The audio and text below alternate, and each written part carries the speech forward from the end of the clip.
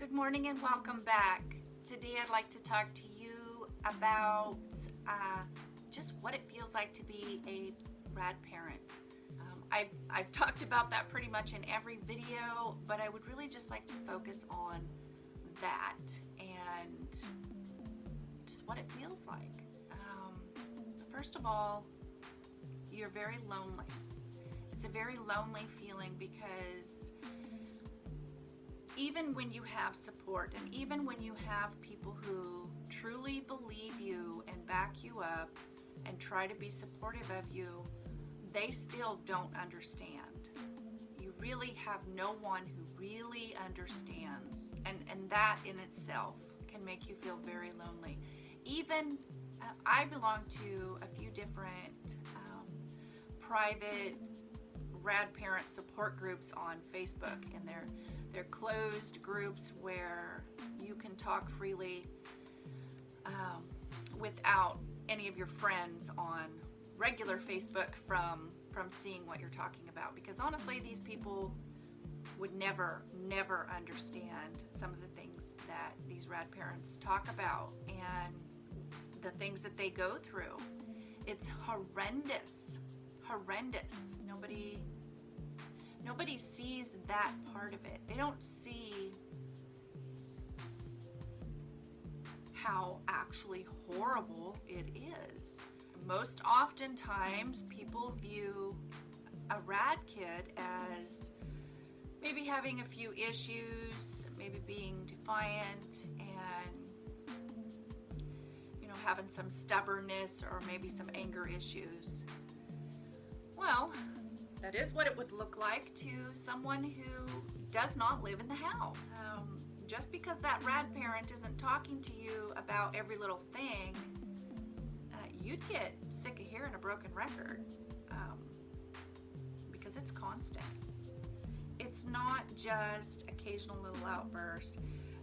Oftentimes people imagine a normal kid with a few issues. So if they're probably not giving it any thought, but if they did, think about your home life or, just off the top of their head, they're viewing a normal kid with a few defiant issues or anger issues. They're not recognizing the truth of it, and the truth is, it is constant. It's not a few little outbursts here and there. Every single thing is an issue. Brushing your teeth is an issue. Getting ready for school is an issue. Eating breakfast, lunch, or dinner is an issue. Going to the bathroom is an issue.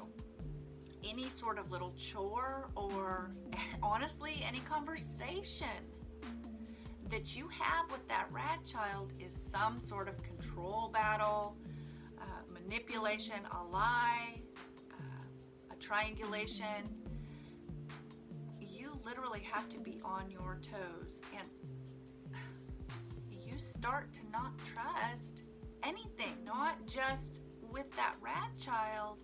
You get to a point where you can't trust much of anything they're saying. But you start to feel that with other people as well. You just become a very untrusting person. That's that hypervigilance or that PTSD. You are very suspicious of everyone. When you're talking to someone, and let's say that they are listening and they're being supportive, you can tell it. And I hate to keep using the word hypervigilant, but a rad parent is very hypervigilant. They recognize every little facial expression, every micro expression, every little, even just a little bit of a change in the eye. You can tell when someone doesn't believe what you're saying, or they think you're just exaggerating. Maybe they think that you're exaggerating how often it happens, or the constant issue. Is it really a constant issue? What's constant? How could that be possible? It is possible, and it is a constant issue.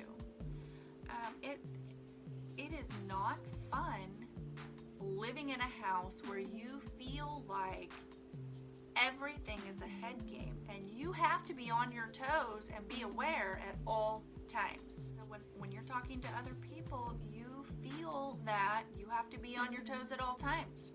You can tell. You get to the point where you don't want to tell people what's happening in your home or talk about it at all, because you already know they're not going to believe you. It's crazy stuff that doesn't sound believable. But honestly,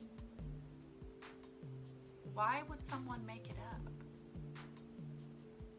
That's what gets me. And the reason that it gets me is because I'm a step parent. I don't know what it feels like to adopt a child and discover that they have reactive attachment disorder, or knowing that they have it and adopt them.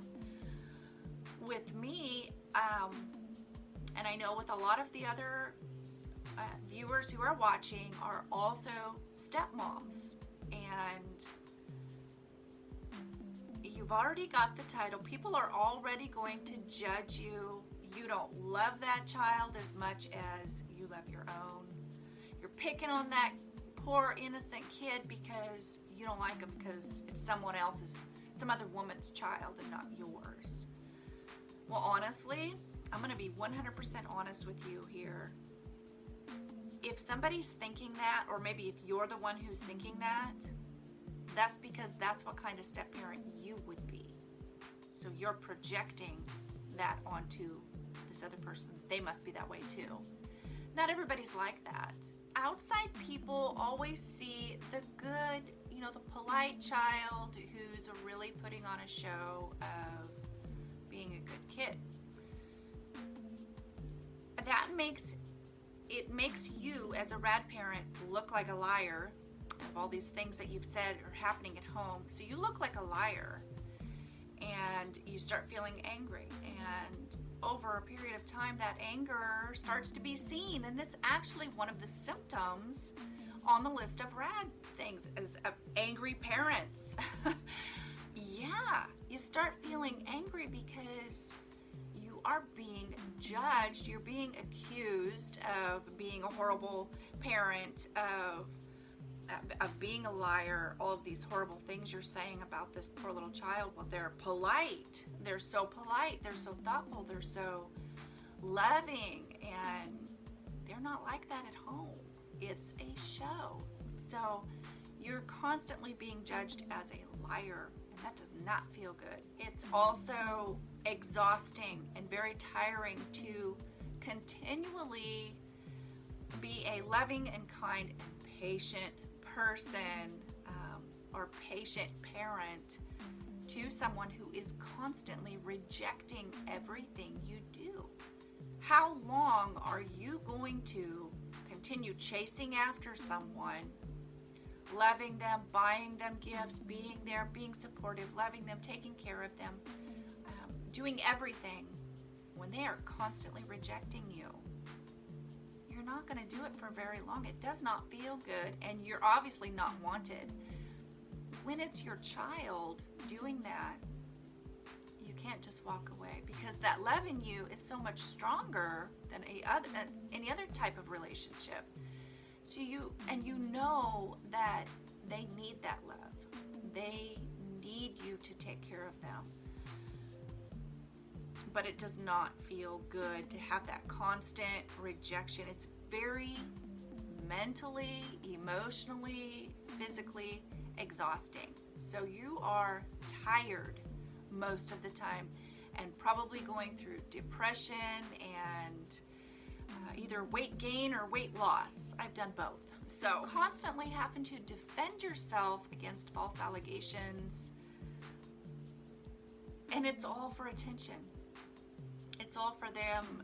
There are ways of trying to get attention, and like I said, you're the one you're doing all the work in a relationship of trying to establish a relationship and a trust, a bond. You're trying to take care of them, and the more love you show, the more anger they feel, and they will tell lies about you, and people believe it.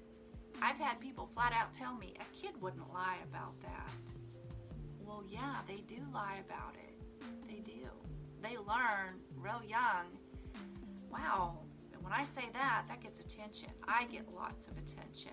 They feel angry at you as the parent.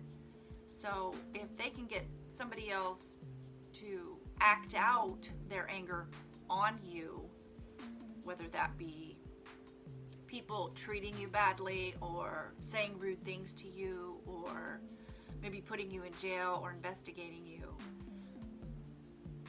basically they got someone else to do the work of being angry at you and getting even with you. I can't tell you how many times I've had people say the rudest things to me, and still to this day judging me as a step-parent. Even some people who have been told and learned about RAD over and over and over still think that it's me that's the cause of all of this. Well, in a way, it is me. I have caused it because I came here and I was a mom, a good mom. The last thing I'd like to talk about is the loss of all of your hopes and your dreams of being a happy family. And that's a roller coaster, and it comes and goes. You might feel like you've hit the bottom of your barrel and you can't take it anymore, and you've given up all hope of anything ever changing, and something happens. And it's usually their hoovering techniques that draw you back in. They pull you back in. They want you to keep having that hope. But what it's doing to you on the inside is you're trusting less and less and less. And like I said, it's a roller coaster. You go from depression to hope to crashing and depression again. And it's a constant cycle of an emotional roller coaster. And really all you want is to see that child happy. I know for me, my 2 biological kids are grown and moved out. So my stepdaughter, who I never refer to as step other than maybe these videos, I just refer to her as my daughter because that's how I view her, as my daughter.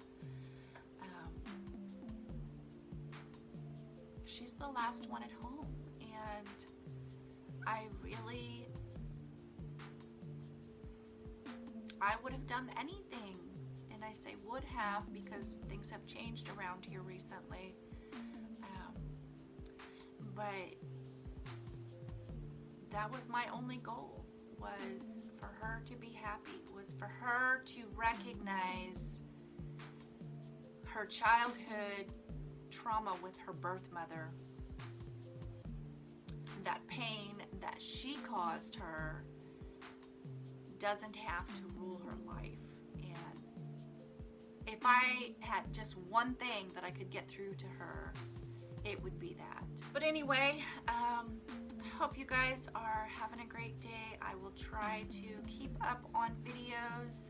Like I said, there's been some changes around here lately. We've been going through a lot and haven't really been feeling that well because of it. So, but anyway, I hope you guys are doing well. I hope things are going well in your home. So until next time, bye-bye for now.